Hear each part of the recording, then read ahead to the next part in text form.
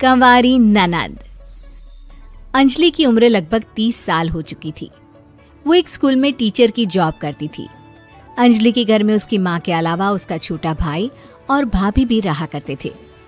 30 साल की उम्र होने के बाद भी अंजलि की अब तक शादी नहीं हुई थी। इस बात को लेकर अंजलि की माँ रुक्मिणी देवी काफी परेशान रहा करती थी। माँ, मैं स्कूल जा रही हूँ, जरा मेरा टिफिन तो दे दीजिए। अब क्या पूरी जिंदगी मैं तुझे टिफिन बनाकर देती रहूंगी? अरे कुछ सोचा भी अपने बारे में या बस ऐसे ही? क्या माँ, सुबह सुबह फिर वही बातें लेकर बैठ गई। माँ गलत क्या कह रही है अंजलि दीदी, इतनी उम्र हो चुकी है आपकी। माँ कब तक आपकी सेवा करती रहेंगी? भाभी, मैंने माँ को कब कहा कि मेरी सेवा करो? वैसे भी अपना टिफिन मैं खुद तैयार कर लेती हूँ, बस टेबल से उठाकर देने को ही तो कहा था। वैसे अंजलि दीदी, देखा जाए तो टिफिन उठाकर देने की उम्र तो आपकी है। आपका अपना घर परिवार बच्चे होते तो ये जिम्मेदारी आज आप पूरी कर रही होती। एक बात मेरी समझ में नहीं आती, अगर मेरी शादी नहीं हुई तो इसमें मेरी क्या गलती है और तुम सब लोग मेरे पीछे क्यों पड़े रहते हो?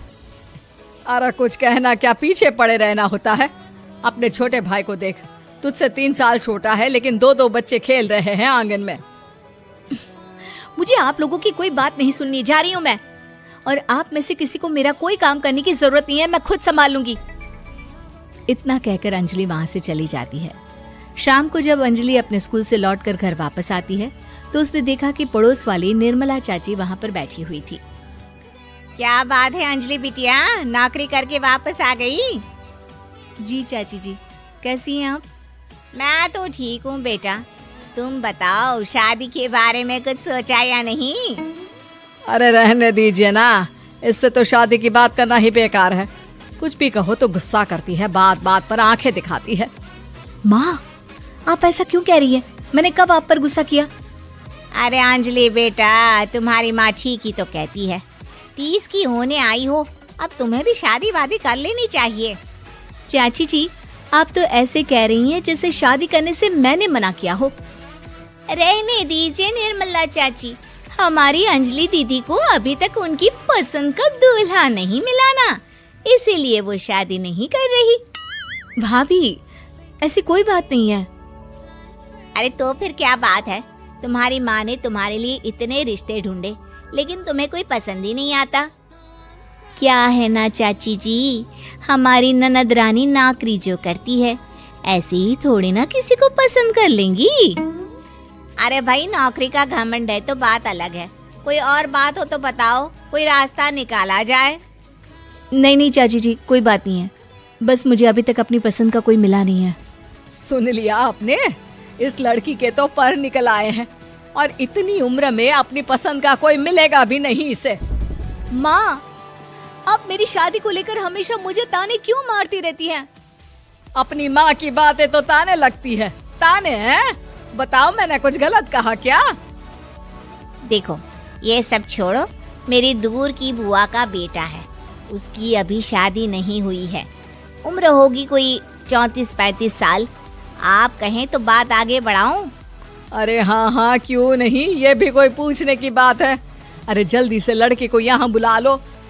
माँ, आप मुझसे पूछे बिना मेरी शादी की बात करने जा रही हैं और मेरी उम्र 30 भी पूरी नहीं हुई है। निर्मला चाची कह रही है कि वो लड़का 35 साल का है। अंजलि दीदी, आपको क्या लगता है इस उम्र में कोई फिल्म का हीरो आएगा आपके लिए? देखिए, अब पसंद और नापसंद की बात तो रहने दीजिए, पसंद करने की उम्र तो आपकी निकल चुकी।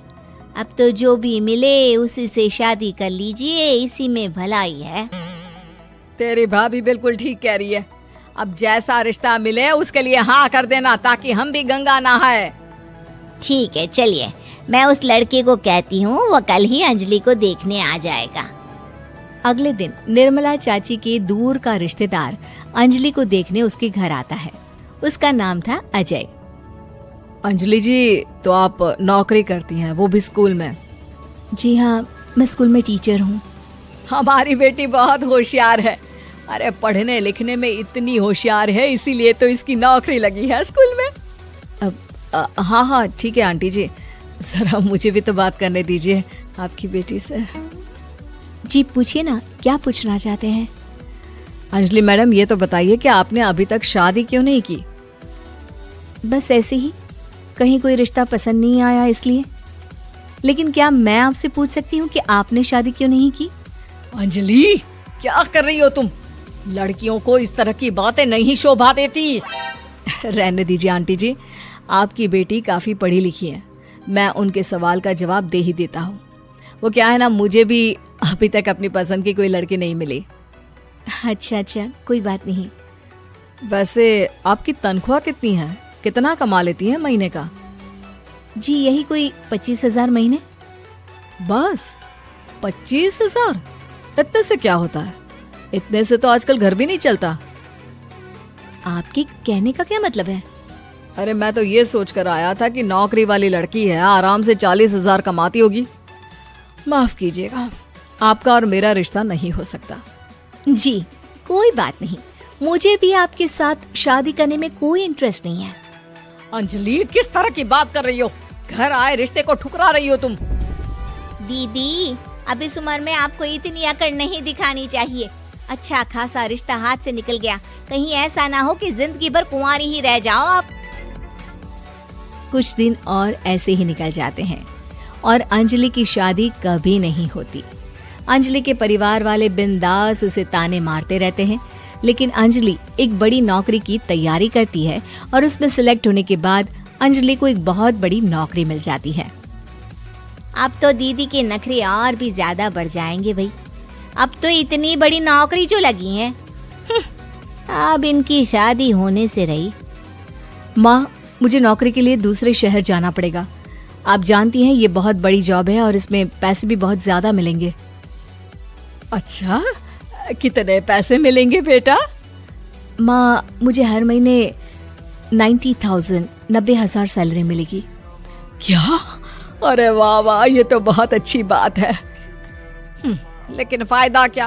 कितने भी पैसे मिले, शादी तो हुई नहीं ना तुम्हारी। अंजलि नौकरी करने के लिए दूसरे शहर में चली जाती है और जब कुछ महीनों के बाद वो वापस घर आती है तो उसे अपने पति के साथ देखकर उसके घर वाले हैरान रह जाते हैं।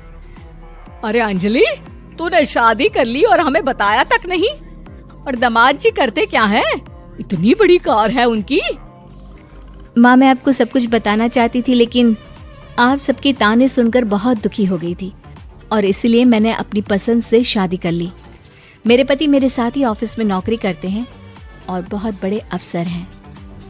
और एक बात बताऊं माँ, आज मैं बहुत खुश हूँ।